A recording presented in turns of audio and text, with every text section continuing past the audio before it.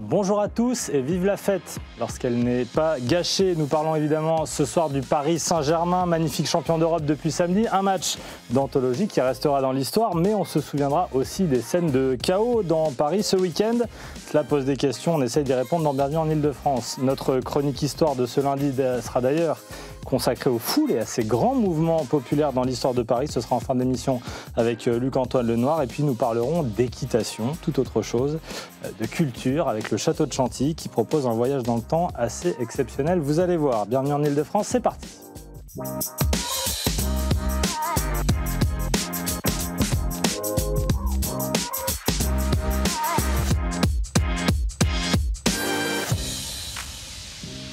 5-0 et le Paris Saint-Germain est devenu champion d'Europe samedi soir. Il y a l'actualité footballistique, magnifique, un véritable triomphe, une liesse populaire avec une communion impressionnante entre les joueurs et les supporters. Et il y a eu aussi la violence, de la casse, des affrontements entre forces de l'ordre et casseurs.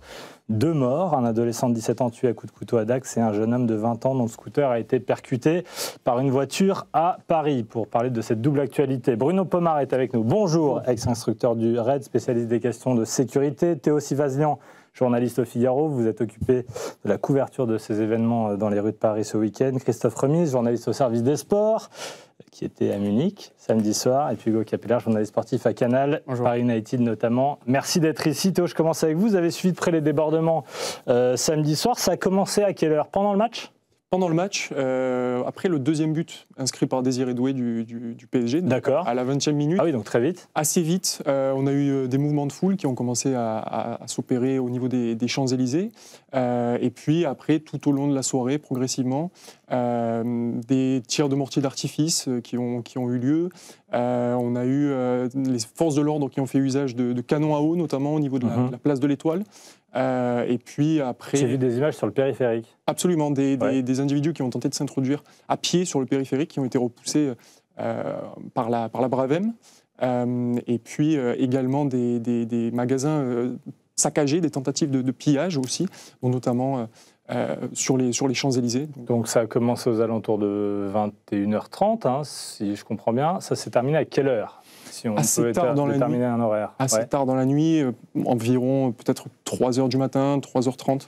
C'est la zone qui est un peu située pour la fin de ces événements. Bruno Pomar, ça avait été anticipé, ça? C'est toujours anticipé, ce genre de... Heureusement. Oui. Heureusement. Alors, il faut savoir quand même, parce qu'on fait une fixation sur tous ces grands événements qui, effectivement, en partie tournent mal à cause de certains éléments extérieurs. Pas des supporters. Les vrais supporters, ils ne mettent pas le bazar. Voilà, on a affaire à des voyous, à des décérébrés. J'emploierai pas peut-être le terme de barbare qu'a dit Retailleau, mais... On va y venir, on va en parler. J'y pense aussi un petit peu. Moi, j'ai connu ça, je veux dire, vous êtes tous très jeunes sur ce plateau. En 82, j'étais CRS, j'ai fait la finale Liverpool-Real de Madrid, et ça existait déjà. Je me raconte être allé au contact des supporters de Liverpool et on s'est battu comme des chiffonniers avec ces gens-là parce qu'il n'y avait pas les dispositifs de sécurité qu'il y a maintenant au parc et ailleurs. Ça, c'est un élément important. Oui, mais alors attendez, Bruno, je vous écoute, mais là, on parle d'une mise en place de sécurité autour du stade, face à des supporters qui étaient des hooligans. Oui, tout à fait. Oui, mais est-ce que là, on est tout à fait face à la même chose? Parce qu'on n'est pas autour du stade, on est dans un moment festif, on n'est pas avec des gens qui ont un groupe de supporters derrière eux et qui sont habitués à aller à la castagne. On a changé, ouais. La société a changé, la violence a changé, la violence d'une partie de notre jeunesse, ne faisons pas un global à chaque fois.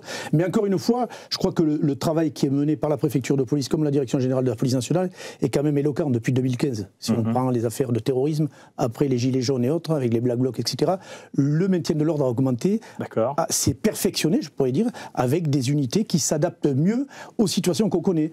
Vous l'avez dit tout à l'heure avec les Braves sur le périphérique, on les a vus intervenir dans d'autres secteurs de Paris. Vous avez les BAC aussi, les brigades anticriminalité qui interviennent en civil, et heureusement qu'elles étaient là. Et ensuite, vous avez toutes les unités qui sont des unités constituées, CRS, gendarmes mobiles, qui sont là, qui se mobilisent en équipe de 80 à 100 individus qui sont là pour faire des barrages, pour bloquer des accès, etc. Mettre en place un protocole de sécurité pendant un match en dehors du stade, ça existe depuis quand, ça? Mais depuis toujours. Depuis toujours. Mais bien sûr, c'est-à-dire qu'en 80, on sécurisait les Champs-Élysées. Non, puisque ça en 81, on était sur le Parc des Princes. Donc, comme c'était hier soir d'ailleurs, le Parc des Princes, une fois que ces endroits sont sanctuarisés, c'est pas un problème. Le Parc des Princes à sécuriser pour la police, c'est pas un problème. On l'a vu, même après les hooligans, puisqu'il y a eu des lois qui ont été mises en place. On a vu que c'est pas toujours simple avec le Stade de France il y a quelques années, lors de la finale de la Ligue des Champions. Justement, c'est pour vous dire que le maintien de l'ordre encore a évolué. On s'est recentré sur ces gros dispositifs. Ceux qui pose des problèmes aux forces de l'ordre, malgré les 5400 policiers qui étaient présents et gendarmes, ce sont les extérieurs, c'est-à-dire, comme vous l'avez dit, les Champs-Élysées, les rues transversales et tous les endroits où il y a possibilité de faire du pillage. Et pour les forces de l'ordre, effectivement, c'est un calcul très subtil à avoir avec la préfecture de police et la salle de commandement pour pouvoir répondre à tous les actes qui se passent. Parce que, croyez-moi, des actes, vous avez été sur le terrain, il y en a. Et c'est pas simple, même avec des équipes très mobiles, de pouvoir, bloquer, empêcher les casseurs d'intervenir. On parlera des chiffres dans un instant, Théo. Le chef de l'État, Emmanuel Macron, a reçu les joueurs à l'Élysée hier, et le président de la République a commencé par ceci. Les affrontements violents qui se sont tenus sont inacceptables, avec un bilan lourd. 2 personnes sont mortes. Une trentaine de policiers, plusieurs sapeurs-pompiers ont été blessés. Et donc la nation est endeuillée. Ces incidents sont très graves, ils sont inacceptables et ils ont privé beaucoup trop de nos compatriotes de ce qui aurait dû être un moment de bonheur et d'insouciance. Et donc je vous le dis, la réponse de l'État sera à la hauteur. Nous poursuivrons, nous punirons, on sera implacable. Le football, ça n'est pas ça. Emmanuel Macron a donc commencé par parler des violences avant même de féliciter les joueurs du Paris Saint-Germain. C'est une forme de réponse politique. Théo, il était obligé parce qu'il y a quand même de morts, quoi. Oui, et on a toujours aussi un policier qui est placé dans un état de coma artificiel, il faut le souligner, à Coutances, dans la Manche, après avoir été blessé par un pétard. C'est quand même très fort. Et Bruno Retailleau avait dénoncé la présence de barbares dès samedi soir à Paris. Je pense qu'Emmanuel Macron voulait aussi marquer le coup à travers sa prise de parole hier à l'Élysée. Christophe, vous qui suivez depuis un moment le Paris Saint-Germain, ça arrive à toutes les manifestations sportives, point d'interrogation, première question, ou particulièrement pour les matchs du PSG? J'ai envie de vous dire que ça arrive dans toutes les manifestations, pas seulement sportives en fait. Dès qu'on réunit des gens pour quelques manifestations que ce soit, pour quelques thèmes que ce soit, on arrive à des scènes... Oui, mais on se souvient, il y a quelques années, il y a un moment, lors des premiers titres du Paris Saint-Germain, il était impossible de le fêter au Trocadéro parce que ça partait en vrille très rapidement. À Lille ou à Monaco, bon, qui sont des villes très différentes. Lorsque les titres de champion de France ont été fêtés, il ne s'est pas passé ça, quoi. Je ne suis pas sûr que Monaco soit un bon exemple. Oui, Monaco est un mauvais exemple. Mais à Lille, par exemple, bon... Oui, je ne sais pas si c'est... Je ne pense pas que ça soit lié au Paris Saint-Germain. C'est la société qui a plus un problème que le PSG, à mon avis. On a vu à Liverpool, pour la célébration du titre, la voiture qui a renversé plusieurs personnes. Oui. Ça arrive aussi de la frontière. Oui, mais est-ce qu'on a eu... Bon, il y a toujours des dingues, une voiture, mais est-ce qu'on a eu de la casse à Liverpool? Je ne sais pas. C'est pour ça qu'on peut se poser la question. Il y en a eu, pas comparé à Paris. Mais encore une fois, c'est vrai que le football catalyse un petit peu c'est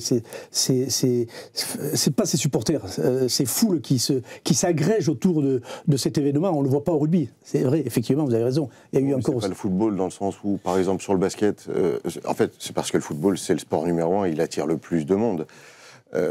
Sur le basket, dans certains pays, par exemple, ex-Yougoslavie et autres, Grèce ou Turquie, on peut arriver à des scènes de genre parce qu'il y a aussi une très très forte passion et beaucoup de monde qui s'agrège autour. Oui, mais c'est pas le foot, c'est pas la nature du football qui fait ça. C'est pas le football lui-même que j'incrimine, mais c'est tout l'environnement que génère effectivement l'événement foot. Parce que, encore une fois, le rugby, et moi j'en discute souvent avec les autorités de la préfecture de police, effectivement, tout se cadre parfaitement bien. Soit avec les services de sécurité de la Fédération française de rugby, comme la Fédération française de foot a des équipes évidemment pour assurer la sécurité.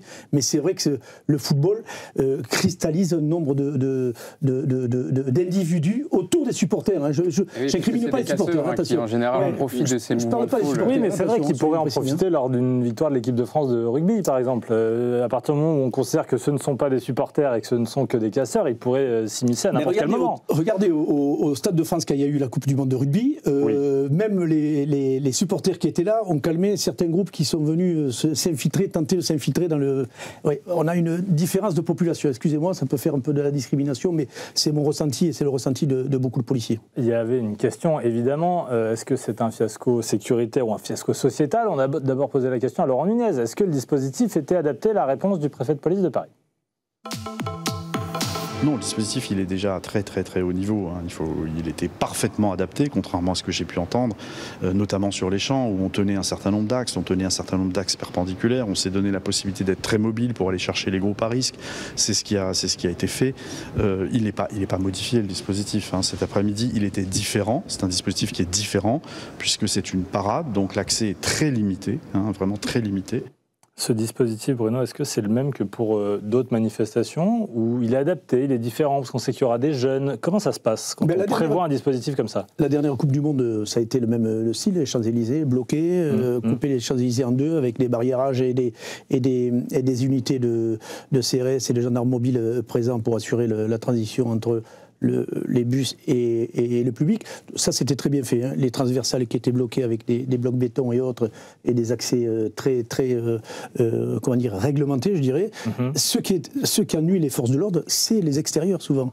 L'événement lui-même, vous l'avez vu d'ailleurs, le transfert Roissy, Paris avec l'escorte des Braves, etc. Oui, mais ça on a compris qu'il n'y avait pas de souci là-dessus. Il n'y a jamais de souci là-dessus, globalement. Les Champs-Élysées, pareil. Oui, ça a été verrouillé. Et le Parc des Princes, pareil. Quand je parle du stade de France. Alors est-ce qu'il ne faudrait pas mettre plus de forces de l'ordre sur les extérieurs et alléger un peu le dispositif sur la manifestation officielle? Très sincèrement, c'est compliqué. Vous pourriez mettre 1000 ou 2000 policiers en plus. Il y en avait 5400 policiers et gendarmes. Vous pourriez en mettre 1000 ou 2000. À mon avis, ça ne changerait rien.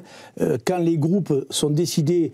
Alors on arrive à travers Pharos, à travers les réseaux sociaux, voir qu'il y a des mouvements qui se préparent, les renseignements territoriaux, des informations. Oui, Pharos, c'est l'office qui a en charge le contrôle, je dirais, des réseaux sociaux. On a des informations, on sait que ça va venir, on a bloqué les accès de métro, il y a beaucoup de choses qui ont été faites très sincèrement, mais vous savez, ces groupuscules sont très malins, parce qu'on a vu à un moment donné, dit-on, une tronçonneuse. Comment on a pu amener la tronçonneuse là, sachant que les gens sont fouillés, etc. Donc, ils sont très imaginatifs, ces gens-là, et c'est pour ça qu'encore une fois, les forces de l'ordre doivent évoluer systématiquement dans leurs méthodes pour pouvoir répondre encore une fois à ces formes de violence qui sont incontournables. Je pense que le préfet de police a été dur avec lui-même. Je trouve que d'abord, c'est un très bon préfet de police, pour bien le connaître, qu'il a dit pas de victoire, pas d'échec. Moi, très sincèrement, ces événements, la sécurité, pour moi, c'est pas une science exacte, je peux vous l'assurer, pour en avoir fait de très longues années. Donc, il y a toujours des impératifs, et on l'a vu là. S'il n'y avait pas eu un dispositif pareil, ça aurait été la bérézina totale, ça aurait été le chaos total. Théo Sivazian, c'est quoi les chiffres? On les a, les dernières données là? Plus de 500 interpellations, plus de 200 gardes à vue. Et puis on faisait une petite focale sur Paris, alors à juste titre, puisque effectivement les images ont été particulièrement choquantes et éloquentes. Il ne faut pas oublier quand même, et vous le disiez en introduction, qu'on a eu un jeune tué à coups de couteau à Dax, quand même. On a eu, donc, en plus à Paris, un homme... On a des informations d'ailleurs sur une enquête qui est menée ou pour l'instant c'est en cours. Il y a pas vraiment beaucoup de communication pour l'instant, mais pareil à Grenoble, dans la nuit, on a appris peu avant 2h du matin qu'une voiture avait percuté la foule et avait occasionné plusieurs blessés, dont un très grave. Donc voilà, c'est aussi ce que je souhaitais mettre en évidence, c'est que c'était un phénomène là qui était un peu plus large encore qu'à la simple banlieue parisienne ou à Paris. Bruno Pomar, vous nous dites le dispositif était bon, Laurent Nunez a été trop dur avec lui, donc vous écartez la possibilité d'un fiasco sécuritaire. Je vous le deuxième point, fiasco sociétal. On écoute Bruno Retailleau, le ministre de l'Intérieur, qui lui aussi s'est exprimé sur les événements de samedi et dimanche. Tous les Français. Et quand je disais que la réponse, elle n'est pas uniquement sécuritaire, tant que vous aurez des partis politiques, des groupes parlementaires qui encourageront la violence, parce que c'est bien cela. En gros, si le ministre de l'Intérieur et les forces de sécurité intérieure qui dépendent de lui n'avaient pas fait régner l'ordre, alors ces jeunes auraient pu finalement faire la fête, gentiment, calmement. Mais y a-t-il un seul Français pour le comprendre et pour l'admettre? Bien sûr que non. Bruno Retailleau qui cible très clairement, il les a cités, les membres de la France Insoumise. Bruno Pomar, est-ce que c'est un fiasco sociétal? Est-ce que tout simplement on ne peut rien faire dans ce genre de soirée? Il y aura toujours de la casse et de plus en plus. Encore une fois, les forces de l'ordre sont là, répondent avec beaucoup de technicité, malgré ce que certains peuvent dire à l'égard de nos policiers et nos gendarmes. On sait faire, vous savez qu'on est reconnu dans le monde entier pour le maintien de l'ordre, donc ça veut dire quelque chose. Hein. Ça veut dire qu'on n'est pas complètement demeuré. Mais c'est vrai ça? Vraiment, dans le monde entier, c'est-à-dire qu'il y a des policiers d'autres pays qui viennent voir ce qu'on fait? Mais bien sûr, et des policiers français qui partent à l'étranger formés en matière de maintien de l'ordre, donc on sait faire. Mais effectivement, on a un climat en France qui est particulier, avec en particulier les banlieues, qui nous créent quand même des problèmes. Je ne veux pas stigmatiser toutes les banlieues quand je dis ça, parce que je travaille, vous savez, beaucoup moi dans le social, oui, je le sais. Rapprochement police-population. Donc c'est quelque chose, je respecte beaucoup les jeunes des banlieues.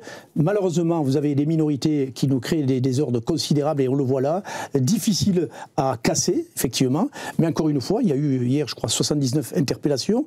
Il y a une vingtaine de mineurs qui vont passer au tribunal. Je pense qu'il est essentiel de sanctionner très fort. Et j'ai entendu le ministre intérieur qui a dit quelque chose de très intéressant quand même, en parlant d'éducation et de prévention. Oui, moi, c'est ça la question. Que si on ne travaille pas sur le fond, ça va prendre des années, on est d'accord. Oui, mais alors politiquement, vous savez, dans les années, quand ça ne paie pas tout de suite, c'est pas intéressant. Donc on préfère faire beaucoup de répression, etc. Il en faut de la répression, mais il faut qu'on travaille aussi sur tous les aspects de prévention et d'éducation sur cette jeunesse, parce que c'est pas normal qu'on ait une minorité comme ça qui soit aussi violente dans notre société. On est entré très vite dans l'affrontement politique hier avec, regardez, Antoine Léaumont, le député de la France Insoumise, qui était sur les Champs-Élysées samedi soir. Écoutez-le.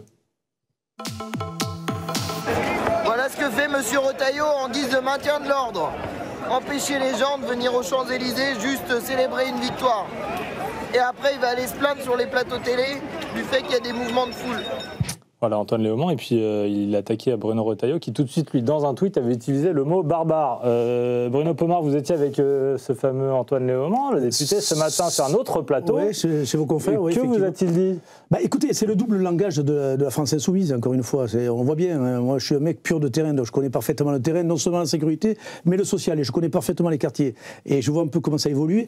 Quand on voit ce que vient de dire Antoine Léaumont en disant il s'est fait gazer sur les Champs-Élysées, ce que j'ai expliqué ce matin, je lui dis si les policiers gazent, ils ne le font pas par plaisir, ils ne le font pas par opportunité, ils le font parce qu'il y a une bonne raison de le faire pour disperser un groupe, etc. Compte tenu qu'il y avait de l'usage d'artifices, effectivement, les policiers ont à un moment donné gazé. Effectivement, M. Léaumont était là au milieu, mais il en a profité pour en faire une récupération politique qui est triste en soi. Parce que dans des moments-là, quand on tape sur le ministère intérieur, on tape également sur nos 250 000 forces de l'ordre qui sont présentes à travers tout notre territoire. Théo, l'utilisation du mot barbare, il l'utilise à dessein. Bruno Retailleau, ce mot, il veut prendre les choses en main. On sait que c'est son cheval de bataille. Il veut se montrer intraitable sur les questions de sécurité. Oui, et puis marquer aussi sa différence fondamentale avec la France Insoumise. Il les a qualifiés de France incendiaire. Après, dans son point presse hier en fin d'après-midi, il y a eu une passe d'armes dans la soirée, même juste après le tweet de Bruno Retailleau, avec Éric Coquerel qui a dit à Bruno Retailleau de retourner au Puy du Fou, notamment. Donc la vidéo d'Antoine Léaumont fait écho à cela. Et oui, Bruno Retailleau souhaite s'imposer comme l'homme fort de la gestion du maintien de l'ordre. On parle du foot dans un instant, mais une dernière image que je voulais vous soumettre, Bruno Pomar. Regardez cette comparaison. Deux photos, celle des Champs-Élysées en 1998 à gauche, et puis celle d'hier pour le sac du PSG. Je ne vous parle pas du Monde, évidemment, c'est l'équipe de France d'un côté, c'est le Paris Saint-Germain. Est-ce qu'on n'en fait pas un peu trop? Regardez ça, cette double, triple, quadruple sécurité. Je ne vais pas dire comme la France Insoumise que, évidemment, les policiers attisent la violence. Mais on perd une forme de spontanéité et on en fait un peu trop et on gâche la fête, quoi. Là aussi, en mettant trop de sécu. Sur la forme, vous avez raison. Sur le fond, moi, je pense à la sécurité. Et je pense que si le préfet de police, le ministère intérieur décide de faire ce type de dispositif, c'est qu'il y avait une bonne raison compte tenu de ce qui s'était passé la veille. Il faut savoir que... On avait déjà vu ça en 2018 avec le quart de l'équipe de France. Hein, c'était pareil. Hein, tout à fait. Assez loin du public, finalement. Tout à fait. Et le préfet de police était à deux doigts, d'ailleurs, d'interdire même cette manifestation au vu de ce qui s'était passé la veille.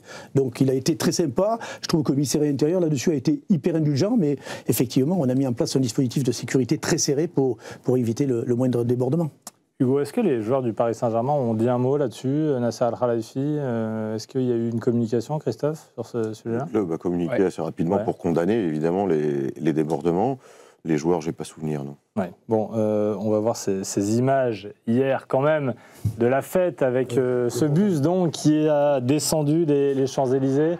Vous voyez ça avec Marquinhos, le capitaine du Paris Saint-Germain, qui a brandi cette coupe. Il l'a beaucoup brandi cette coupe. Il y a quand même eu de belles images. On écoute les supporters sur les Champs-Élysées. Là, je suis trop heureux, je suis trop content. Après, je vais au Parc des Princes les revoir. Je suis plus qu'heureux. Mon joueur préféré, c'est Hakimi. Donc, c'est que du bonheur là. Franchement, on est hyper content de célébrer avec eux. On attendait ce moment depuis un très long moment, de très longues années. Voilà, on est hyper content. Inoubliable. Donc, il était content de voir les joueurs. C'était la première fois. On a vu tous les stars qu'on suit depuis des années. Donc là, de les voir, ça nous a changé. Hein. Et là, maintenant, ça nous donne plus de motivation, même pour le foot. C'est ça. Christophe, on ne peut pas comprendre quand on n'est pas supporter, quand on n'est pas passionné de foot. On va le dire, vous êtes un supporter du Paris Saint-Germain. Qu'est-ce que vous avez ressenti samedi soir et là depuis 2 jours? Un supporter du Paris Saint-Germain, moi. Oui, Christophe, allez. En tout cas, c'est extraordinaire parce que dans l'histoire de ce club, voilà, c'est toucher au sublime, toucher à un rêve, alors qui était inatteignable avant le Qatar et qui était l'objectif depuis l'arrivée des Qatariens en 2011. Il y a eu des déceptions, il y a eu des désillusions, il y a eu des humiliations sur la scène européenne. Et là, c'est presque au moment où on s'y attend le moins, quand le projet du club passe du tout star à quelque chose autour de la jeunesse, du collectif, avec le président Nasser Al-Khelaifi qui parle de patience, qui dit que ce n'est plus une obsession, la Ligue des Champions. C'est à ce moment-là que l'équipe, au lendemain du départ de Kylian Mbappé, au surlendemain des départs de Neymar et Messi, que le Paris Saint-Germain arrive à remporter la coupe. C'est assez extraordinaire et je pense que personne n'échangerait en fait un sacre maintenant contre des victoires plus tôt parce que finalement c'est encore plus haut maintenant. Mais le départ de Kylian Mbappé, en fait, c'est une bonne chose. Au final, il s'avère que c'est une bonne chose. Après, Ousmane Dembélé a répondu à la question avant la finale. Il a dit peut-être qu'on serait encore plus fort avec lui. Et ça, on n'en sait rien, on ne lit pas dans le Hugo, vous n'êtes pas sûr? Répondez à Bruno. Ah, c'est bizarre, le Real Madrid avait gagné encore l'année dernière, il est arrivé cette année au Real Madrid et il a eu toutes les peines du monde. Et il y a eu beaucoup de problèmes cette année au Real quand même, qui n'avait même pas gagné la Liga, qui a été éliminé en quart de finale et qui a eu un collectif un petit peu Bruno, vous nous lancez sur Kylian Mbappé une polémique alors que nous, on veut de la bonne humeur et de la bonne ambiance et fêter ce titre du Paris Saint-Germain. En plus, il ne faut pas s'attarder là-dessus, il faut plutôt se consacrer sur le projet de jeu du PSG maintenant incarné par Luis Enrique, la jeunesse, l'effort collectif, beaucoup de patience, d'exigence qui ont amené le PSG à ce titre-là. Mais c'est vrai qu'en plus, il a eu des déclarations, c'est lui-même qui a eu des déclarations en disant si je voulais gagner avec des champions, ça fait longtemps que j'aurais quitté le club. Il avait dit ça notamment lors d'une conférence de presse. Donc tout ça lui retombe malheureusement un peu dessus, mais il a tweeté dessus, il faut le dire, il faut rendre à César ce qu'appartient à César. Il a tweeté pour féliciter le PSG de son sacre européen. Hugo, on dit souvent que Paris n'est pas une ville de foot. Est-ce que quand on voit ces célébrations hier avec du monde dans les rues, est-ce qu'on peut dire que si Paris est une ville de foot qui aime le foot, comme à Marseille par exemple?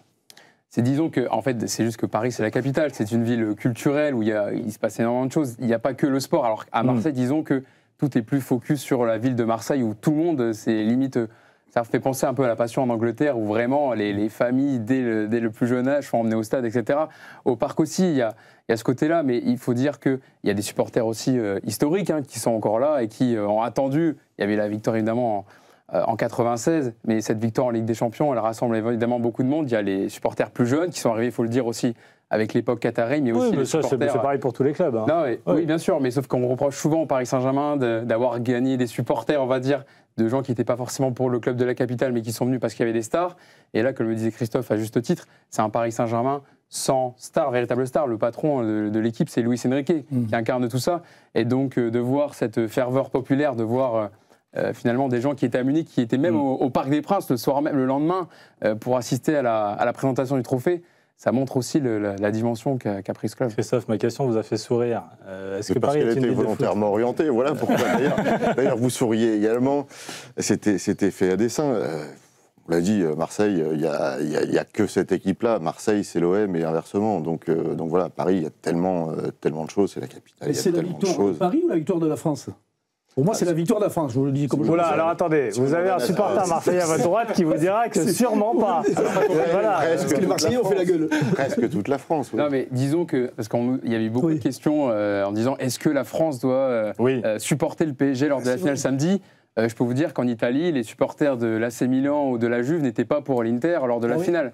Comme en Espagne, si le Real avait été en finale, les supporters du Barça n'auraient pas été pour le Real. C'est dommage pour le sport. Mais il y a une petite hypocrisie un petit peu sur ça. Je peux comprendre, moi, ça fait partie de la rivalité, surtout celle avec l'Olympique de Marseille.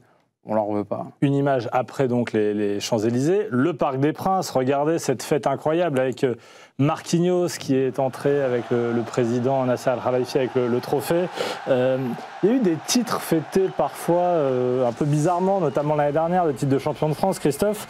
Là, j'ai l'impression qu'on a tout évacué. L'année dernière, je me souviens du titre de champion de France fêté dans une tristesse absolue. Là, c'était l'inverse. L'an dernier, c'était pas le pire. Il y en a eu certains sur les années précédentes qui étaient bien. Les joueurs se faisaient même siffler le soir des célébrations, non?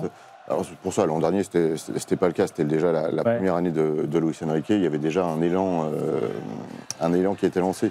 Sur les années précédentes, oui, après l'élimination contre le Bayern en 2023, c'était beaucoup plus triste, mais parce que aussi le PSG est surdimensionné pour les joutes nationales et que ça n'a plus le même attrait, un titre de champion de France, que ça a été le cas en 86 pour le premier, en 94 pour le deuxième, ou même pour les premiers de l'ère QSI. Là, c'était un peu différent l'an dernier, c'était encore différent cette année pour le championnat de France, même la Coupe de France. Mais la Ligue des Champions, c'est tellement au-dessus. Évidemment. Et c'est le seul titre qui pouvait vraiment faire rêver ce PSG qui a des budgets 3, 4, 5 fois plus importants que ses rivaux en France. Il y a un homme qu'on voit partout sur les images qu'on vous montre depuis tout à l'heure, c'est Marquinhos, le capitaine de ce Paris Saint-Germain, qui est là depuis quoi, 12 ans 12 ans. Ouais. 13 ans. Il est arrivé en 2013, ramené par Leonardo. On l'écoute, il était à l'Elysée, lui aussi, il a dit un mot, le Brésilien. Notre grand bébé maintenant, il est à Paris. T'as pris ton temps pour la suite. Il est bien arrivé. Vous l'aviez attendu celle-là. 2 ans, moi, le PSG, il attendait encore plus, ça fait plaisir. Merci beaucoup tout le monde. C'est un symbole de ce club et de ce Paris Saint-Germain qui gagne enfin. Bien sûr, parce que Marquinhos, il a beaucoup symbolisé les échecs et les déceptions du Paris Saint-Germain dans leur parcours européen. Christophe en parlait, il y a la remontada en 2017, il y a l'élimination contre Manchester United en 2019. La défaite à Bernabeu contre le Real Madrid, l'élimination contre Manchester City. Et il faisait partie, c'était le seul joueur encore restant avec Presnel Kimpembe, mais qui n'a pas joué beaucoup malheureusement cette saison parce qu'il était blessé, qui a incarné le PSG d'avant. Et justement, qu'il soit resté au club et qu'il la gagne avec le Paris Saint-Germain, ça montre que la détermination, le caractère dont il a fait preuve, lui aussi, il a encaissé beaucoup, parce qu'il y en a beaucoup qui souhaitaient son départ, observateur comme supporter. Il est resté. C'était le joueur le plus expérimenté cette saison, qui avait le seul joueur à avoir 30 ans dans l'effectif, juste pour quand même montrer un peu la jeunesse de l'effectif cette saison. Et c'est tout un symbole que ce soit lui qui le remporte. On l'a vu d'ailleurs lors de la finale contre l'Inter samedi. Il était pris par l'émotion, même avant la fin du match. À la 89e minute, il était en larmes parce que tout retombait d'un coup. Il était presque plus concentré pendant le match que les autres, presque agressif avec ses coéquipiers. D'un seul coup, tout est retombé. Et il y avait eu la défaite aussi, évidemment, en 2020 face au Bayern en Ligue des Champions. Donc il l'a dit, il l'a répété plusieurs fois, il en avait déjà perdu une, il ne voulait pas que ça se reproduise. Et il a tout fait, il y a mis toute son âme, tout son cœur, tout son talent pour obtenir cette fois-ci la Ligue des Champions. Il nous reste 3 minutes. 3 minutes pour parler de l'avenir du Paris Saint-Germain. On va en parler avec 3 hommes. D'abord, on parle de Luis Enrique. Christophe, ça a été un entraîneur très critiqué. Est-ce qu'il est parti pour rester 10 ans au Paris Saint-Germain après ce qu'il vient de faire? Je sais pas s'il est Est-ce qu'on va construire avec lui maintenant, coûte que coûte? C'est évident, mais de toute façon, le PSG va construire autour du trio Nasser, Luis Campos et Luis Enrique. D'accord, donc ça c'est le staff, le président, le directeur sportif et l'entraîneur. Et pour une fois, ça travaille très bien ensemble. Tous les pouvoirs ont été donnés à Luis Enrique, des pouvoirs dont ses prédécesseurs n'auraient même pas rêvé. Il choisit absolument tout en termes de jeu, de joueurs aussi. Il n'y a aucun joueur qui débarque dans le vestiaire sans son aval. Il faut qu'il soit Luis Enrique compatible. Et il s'en est bien servi de ce pouvoir, évidemment. Et puis Luis Campos, qui dans son rôle... un homme de l'ombre que le grand public ne connaît pas. Qui a prolongé d'ailleurs récemment. Qui a prolongé jusqu'en 2030, si je ne m'abuse. Alors, qui est conseiller sportif de QSI, d'ailleurs, pas seulement du PSG. Qui trouve les bons profils et qui, chacun à sa place. Il n'a pas envie de se mettre en avant plus que ça par rapport à Luis Enrique. Il n'a pas envie d'imposer ses joueurs. De toute façon, il ne pourrait pas. Et puis, Nasser aussi laisse les deux travailler. Ça travaille très bien ensemble. Ça n'a pas toujours été le cas par le passé, que tout ce petit monde travaille bien ensemble. Il y a même des joueurs qui avaient la ligne directe de l'émir du Qatar quand il y avait un problème avec l'entraîneur. Ah oui. ou le directeur sportif pour dire moi ça me va pas, moi là, je veux un tel. plus la ligne, Là, la ligne elle est coupée, c'est des joueurs assez jeunes. Donc. Un autre joueur sur lequel il va sans doute falloir construire, c'est Désiré Doué, qui a été l'homme du match samedi soir. Alors le PSG a souvent voulu construire autour de superstars. Maintenant il n'y en a plus, mais forcément il y en a d'autres qui émergent. On l'écoute Doué sur son match. J'ai essayé d'aborder ce match comme d'habitude. Voilà, on sait que c'était l'un des matchs les plus attendus pour ce club, pour nous aussi durant la saison.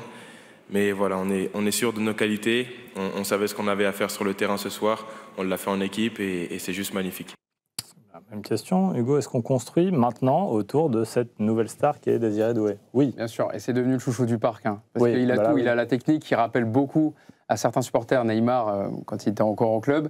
Il a un talent fou. C'est sa première saison de Ligue des Champions, quand même, il faut le dire. Il est arrivé du Stade Rennais la saison dernière, son club formateur, recruté pour 55 millions d'euros. Et petit à petit, parce qu'au début de saison, il ne partait pas comme un titulaire. Et d'ailleurs, ses rentrées n'étaient pas bonnes, il en faisait trop, on lui reprochait de ne pas faire la passe. Et puis, il y a eu le déclic en Ligue des Champions face à Salzbourg, où il a fait une rentrée tonitruante, avec un but et une passe décisive. Et puis, petit à petit, il a réussi à gagner sa place dans le 11, parce qu'il a un côté créatif, technique, qui plaît beaucoup à Luis Enrique. Il fait les efforts défensifs, et ça, c'est impossible de ne pas les faire avec un entraîneur comme Luis Enrique qui demande beaucoup d'exigences à ses joueurs. Et il incarne ce Paris Saint-Germain-là, en fait, avec les João Neves qui a 20 ans, Barcola, ces très jeunes joueurs qui petit à petit ont pris leur place, qui défendent, qui jouent ensemble. Il y a une dimension collective à ce Paris Saint-Germain qu'il n'y avait pas les autres années. C'est pour ça que j'ai dit tout à l'heure, le départ d'Mbappé aussi avait permis à certains joueurs d'émerger, et des recrues comme Désiré Doué vont incarner ce Paris Saint-Germain-là dans les années à venir. Christophe, est-ce qu'il faut en faire une star ou non? Surtout pas, et que le Paris Saint-Germain reste ce club de copains qui jouent ensemble de manière collective sans faire émerger une tête au-dessus des autres. Alors, on ne va pas faire semblant non plus, ce n'est pas des joueurs qui ont été recrutés pour 2 francs 6 sous. Hein. Oui, là, on est bien d'accord. 30, 40, 50, 60, 80 millions d'euros. Oui. Donc Désiré Doué, il faut qu'il s'inscrive dans ce collectif, sinon il ne trouvera plus sa place dans le dispositif de Luis Enrique. Donc oui, il a un talent extraordinaire, c'est un futur très grand, il n'y a aucun doute là-dessus. Mais comme d'autres, et le projet de jeu de Luis Enrique, en tout cas, il ne changera pas la saison prochaine. Dernière question, dernier joueur, Ousmane Dembélé, ça c'est la suite de la saison du Paris Saint-Germain. Ballon d'Or. Voilà, sera-t-il Ballon d'Or? C'est à vous que je pose la question, Christophe. Est-ce qu'il le mérite, la star? S'il y en a une, c'est lui, la star du Paris Saint-Germain. Vous posez la question comme il faut la poser, en fait. Et si on pose la question comme ça, c'est qu'il n'est pas tellement au-dessus, pas assez au-dessus pour être incontestable comme l'était Karim Benzema, par exemple, en 2022 avec le Real. Si quelqu'un doit l'avoir à Paris, pour moi, c'est lui. Oui. Et si vous me demandez mon avis, moi, je voterai pour lui. Et je pense qu'il l'aura en plus. Mais il y a un Lamine Yamal, par exemple, qui se pose là aussi. Alors, il a été sorti en demi-finale de Ligue des Champions avec le Barça, mais il a des stats extraordinaires. Et puis, il a marqué les esprits. Vraiment, c'est un talent. On verra, il y a d'autres compétitions, la Ligue des Nations, la Coupe du Monde des clubs, même si ce sont des compétitions moins importantes. Écoutez ce qu'en pense l'entraîneur du potentiel Ballon d'Or de son attaquant, Ousmane Dembélé. Yo le daría el Balón de Oro solo por cómo ha defendido en esta final al señor Ousmane Dembélé. Eso es liderar un equipo desde la humildad, eso es liderar un equipo desde el liderazgo y creo sinceramente que se merece el Balón de Oro sin ninguna duda, no solo por los títulos conseguidos, no solo por los goles, sino por cómo ha presionado, lo ha hecho toda la temporada, pero excepcionalmente en esta final. Voilà, Luis Enrique résumé, il lui donne le Ballon d'Or parce qu'il a bien défendu. Là, mais ça montre tout ce que demande Luis Enrique, l'exigence, et c'est lui d'ailleurs qui l'a replacé au poste de numéro 9 cette saison. C'est pas un numéro 9, il a commencé à marquer dans la zone plus proche du but, et lui aussi ça l'a aidé, Ousmane Dembélé, à prendre un peu le leadership de l'attaque du Paris Saint-Germain, parce que c'est le joueur aussi qui a le plus d'expérience, et il incarne vraiment le PSG qui cette saison est monté petit à petit en puissance, et son replacement lui a fait du bien, et il va aussi devenir un leader aussi en équipe de France. Et par rapport aux stats, il a été élu meilleur joueur de la compétition quand même de la Ligue des Champions. Oui. Et par rapport à ses stats, ce qu'il incarne aussi, il a une très bonne image, ça compte aussi dans le Ballon d'Or. À part Lamine Yamal, il n'y a personne d'autre qui peut vraiment le concurrencer. Merci à tous les quatre. Bruno Pomar, vous revenez l'année prochaine pour l'équipe de France de foot quand on sera champion du monde. Même avant, d'ailleurs. On aura des problèmes ou on saura mieux gérer? Non, ça ira bien. Merci beaucoup, merci à tous les quatre. Voilà, on a ouvert une grande page sur le Paris Saint-Germain, on passe à toute autre chose. La culture, ça va nous changer un peu les idées.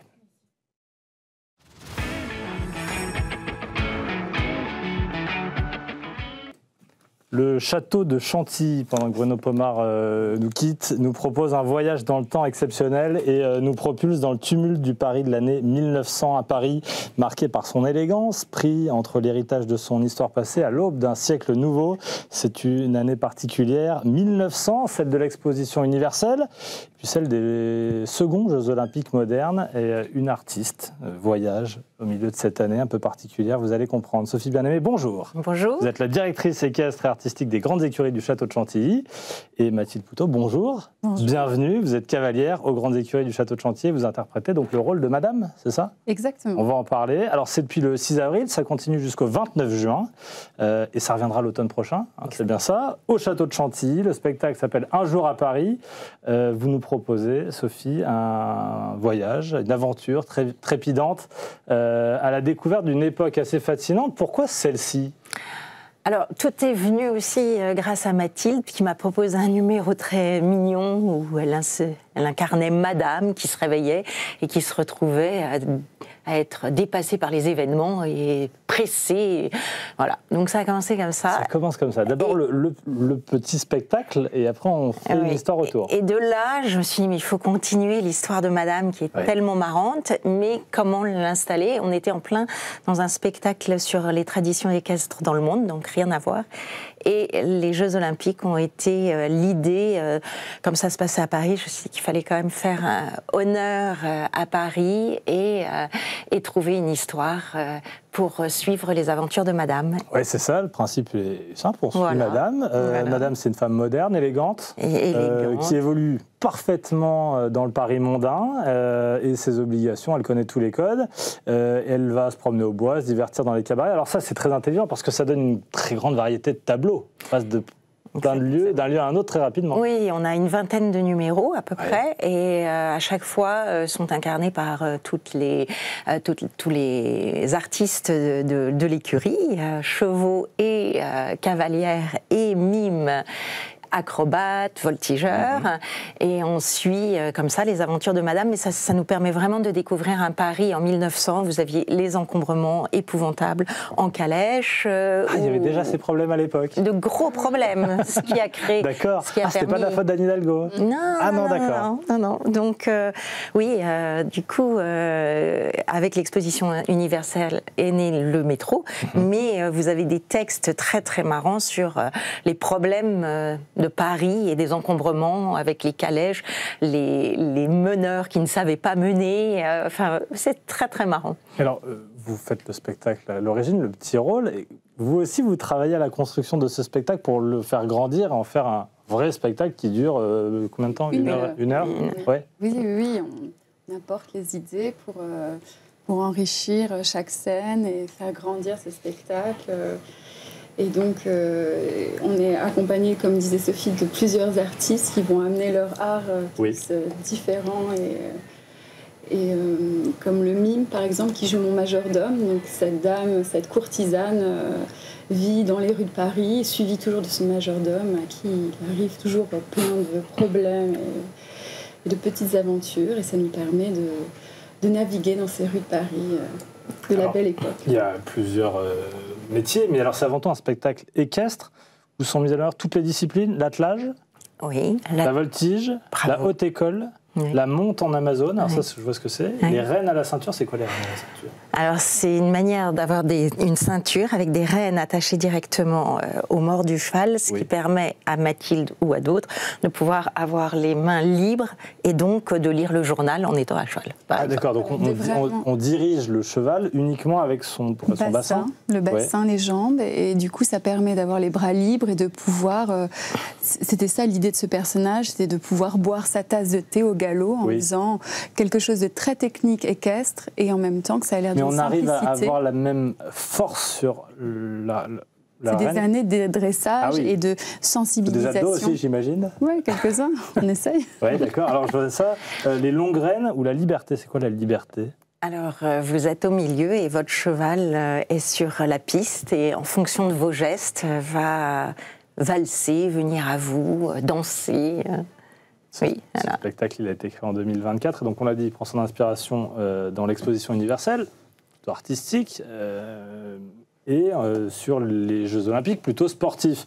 L'équitation, c'est ça, souvent un mélange entre le sport et l'art. Oui, sauf que... Qu'est-ce qui prend le dessus? Pour nous, c'est plutôt l'art équestre. Oui, mais il y a besoin d'avoir une vraie condition physique, il y a besoin d'avoir un, j'imagine. Oui, parce qu'on transforme nos chevaux en vrais sportifs de haut niveau. Oui, c'est ça. Oui, vraiment. Oui. Ils sont musclés, entraînés en forêt pour avoir du souffle, de la condition physique. Et ensuite, il faut qu'ils soient capables d'évoluer dans un tout petit espace. Donc, par conséquent, être extrêmement souple comme un danseur, une danseuse. Le cheval, vous le choisissez vous, c'est le vôtre? Comment ça se passe et comment se fait la connexion? Parce que j'imagine qu'on a besoin d'avoir des années de travail pour pouvoir accomplir certaines réalisations. Oui, une vraie complicité, et notamment pour les rênes à la ceinture, il faut des années de travail, et ce sont des chevaux d'expérience qui le font. Et donc on les choisit petits, on les dresse, et donc quand je parle d'années, ça peut être très très long. Pour un cheval de rêne à la ceinture, on peut parler de 5 ans de travail. Ah oui. Oui, il faut être patient. Hein. Ah oui, ça vient moins rapidement quand on a les mains sur le guidon, si j'ose dire. Oui, parce que ça demande à ce que le corps du cheval soit vraiment prêt physiquement, terminé au niveau de la morphologie, à être prêt à pouvoir avoir ce type d'exercice. Est-ce que tous les chevaux finissent par y arriver, par exemple, ou certains, on abandonne parce qu'ils n'ont pas la capacité à répondre à ce qu'on leur demande? Il faut le mental aussi. Et le mental, pour un cheval aussi. Oui, le mental d'un cheval de spectacle vraiment accompli, qui n'a peur de rien, qui peut passer au galop.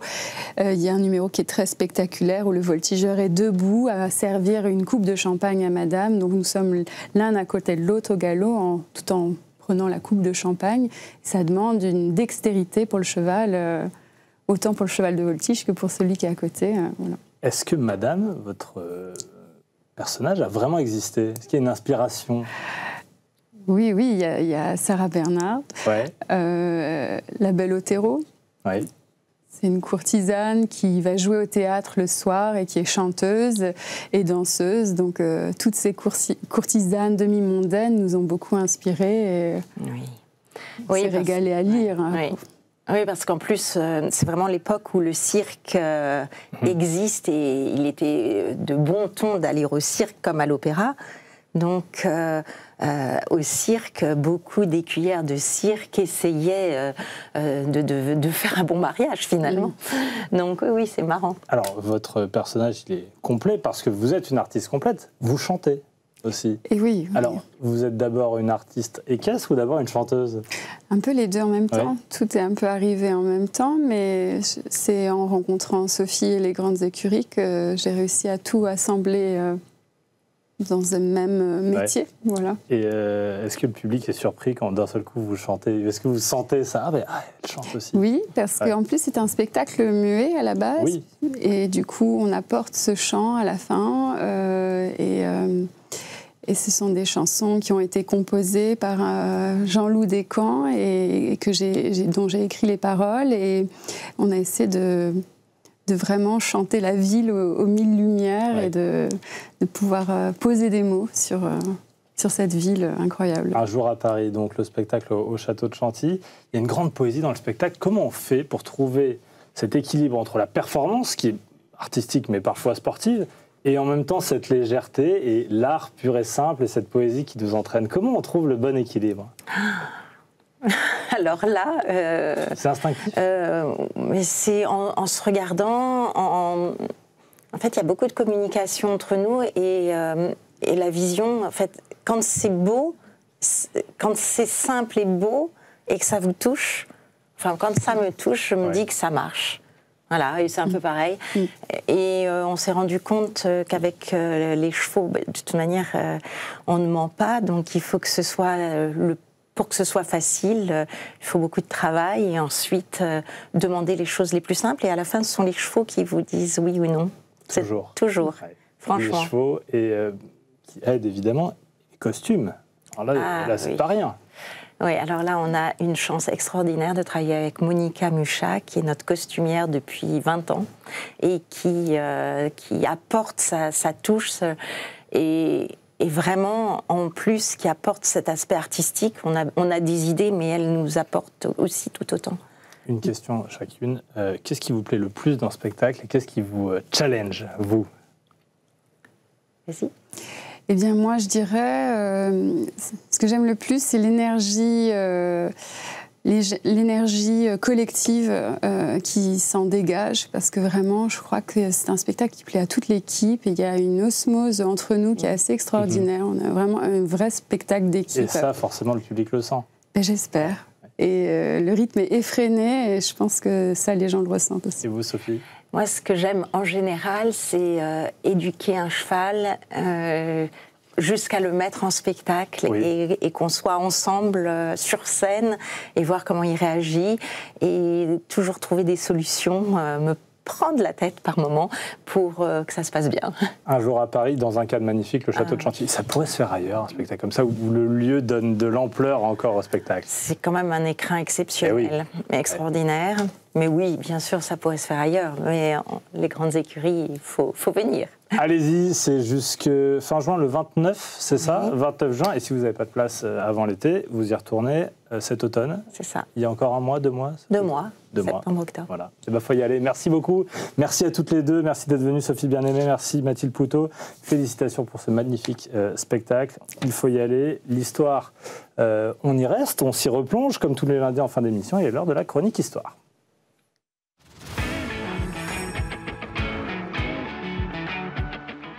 Luc-Antoine Lenoir nous rejoint sur ce plateau. Bonjour Luc-Antoine, merci d'être là. Vous êtes journaliste au Figaro Histoire. Alors on a passé le week-end devant ces images dingues d'une foule heureuse et ou violente après la victoire du PSG en Ligue des Champions. Et on s'est demandé si dans l'histoire, Paris avait cette habitude des foules. Oui, alors on vous emmène sur l'histoire cette semaine des foules de Paris qui, effectivement, comme vous dites, a une grande habitude des foules heureuses comme des foules en colère, et qui a même eu la capacité de renverser beaucoup de régimes en France, c'est dire la puissance de la foule à Paris. Alors ça, c'est une foule politique. Oui, la foule parisienne d'ailleurs a très souvent été politique dès le départ. En fait, dès le Moyen-Âge, la foule de Paris découvre qu'elle peut peser.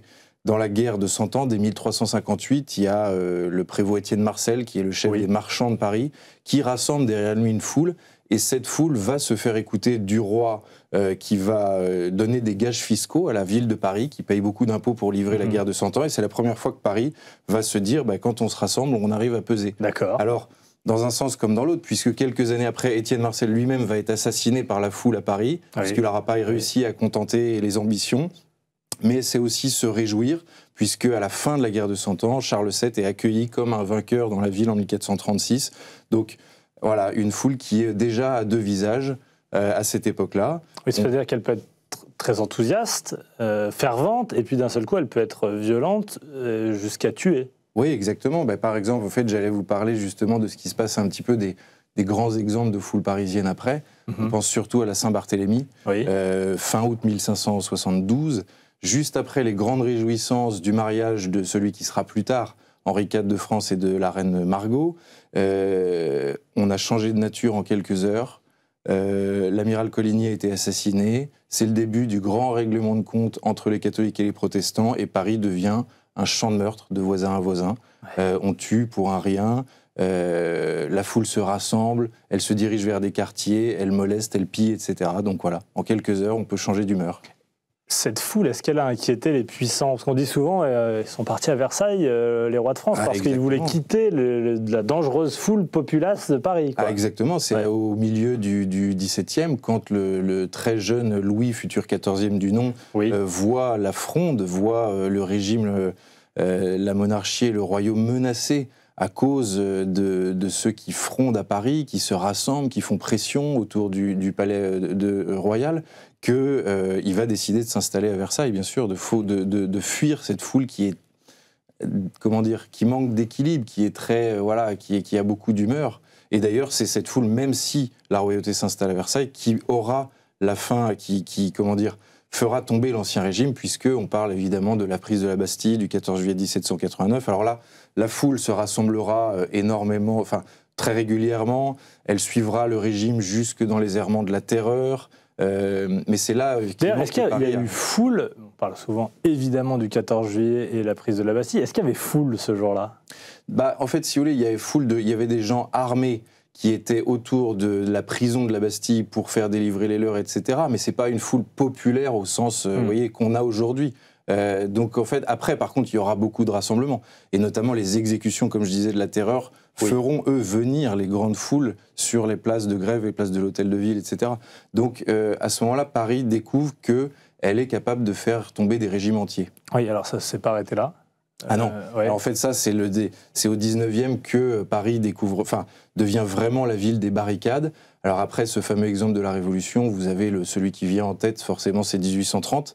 Pendant 3 jours et 3 nuits, on jette des pavés. Les 3 glorieuses. Voilà, les 3 glorieuses. On jette des pavés, on plante des drapeaux tricolores, on tire des fenêtres. Charles X est renversé et puis on met en place ce qu'on appelle la monarchie donc, de juillet, à cause de ces journées de juillet. Avec le nouveau roi citoyen Louis-Philippe.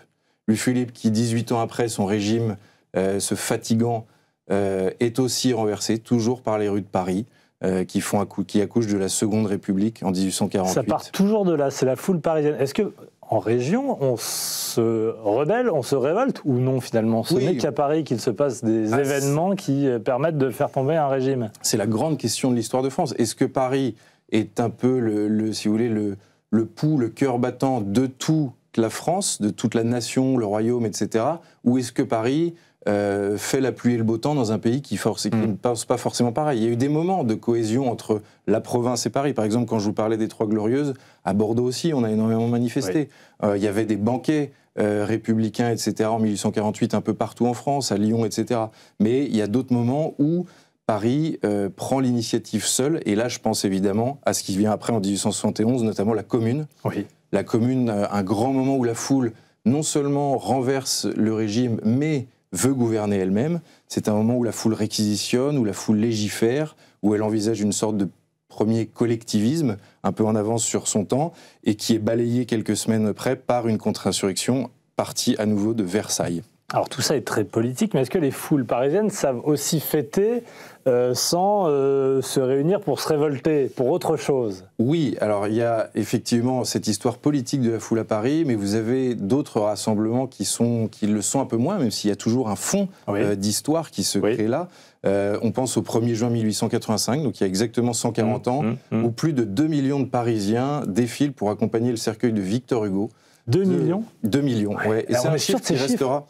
Là, les historiens sont assez sûrs. Et en fait, c'est un chiffre qui, quand on parle, parce que donc, le cercueil de Victor Hugo passe de l'Arc de Triomphe et de l'avenue Victor Hugo, qui portait déjà ce nom du vivant de l'écrivain, voilà, il l'appuyait là, jusqu'au Panthéon. Et donc, avec les premières photos qui sont faites à cette époque, etc., on peut quand même estimer de façon assez précise. Et c'est un chiffre, d'ailleurs, qu'on va retrouver plus tard.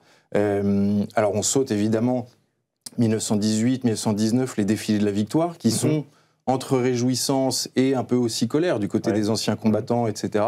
On va directement en août 1944, bien plus tard, où là on retrouve à nouveau 2 millions de Là on a des images mythiques et en plus c'est quasiment les premières vidéos de foule. Exactement, exactement. Là vous commencez à voir l'ambiance et ce qu'on voit surtout en août 1944. Donc c'est toujours cette espèce de mélange, c'est-à-dire qu'il y a une énorme liesse. Il y a des sourires, des femmes qui embrassent les soldats, des enfants sur les épaules, etc.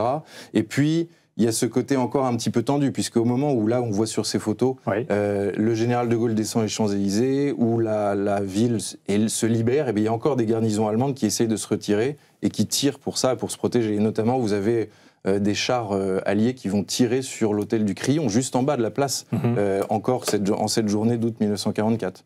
On a d'autres célébrations. Alors en 68, c'était rapidement, Luc-Antoine, là on a une foule qui hésite entre la violence et la joie et l'espérance. Alors c'est pareil, vous avez la foule qui jette des pavés et puis celle qui, quelques semaines après, reprend les Champs-Élysées pour à nouveau soutenir De Gaulle. Et ça, c'est un phénomène qui va toujours se retrouver jusqu'à 1998. Alors là, c'est presque mythique. C'est-à-dire que là, il n'y a pas de politique, il n'y a que de la joie pure et dure et pas de violence. Enfin, joie pure et dure, mais... Champs-Élysées remplis. Donc là, 1,5 million à 2 millions de personnes de façon spontanée. Donc aucun organisateur, juste une victoire des Bleus, le fameux 3-0. Bien sûr. Et puis, c'est la dernière fois qu'on verra aussi cette grande avenue avec des gens qui dansent, etc., et sans aucune vitrine brisée ou magasin pillé. Oui, foule joyeuse. Et paradoxalement, il y a aussi une foule apaisée. J'y pense, celle de 2015 après les attentats de Charlie Hebdo. Oui. Sans, évidemment, qu'il n'y ait pas de violence à ce moment-là, mais avec une forme de communion. Oui, il y a du recueillement. Ouais. Quand on parlait de Victor Hugo, là aussi, il y a eu une occasion de se recueillir, de s'unifier autour de quelque chose, c'est vrai. Bon, rapidement, Luc-Antoine, parce qu'il nous reste quelques secondes, est-ce qu'il y a un caractère particulier à cette foule parisienne ? En fait, on voit que non, puisque la foule est capable d'être colérique, elle est capable de fêter la victoire. La seule vraie évolution qu'il y a aujourd'hui, c'est que avant, Paris faisait soit la révolution, soit la fête, et maintenant, on a l'impression que quand elle veut faire la fête, ça a des airs de révolution. Merci beaucoup, Luc-Antoine Lenoir à méditer. Merci de nous avoir suivis. Demain, vous retrouvez Victoire Sicora qui vous prépare aujourd'hui une émission spéciale sur Roland Garros. Bonne soirée et merci de nous suivre sur le Figaro TV.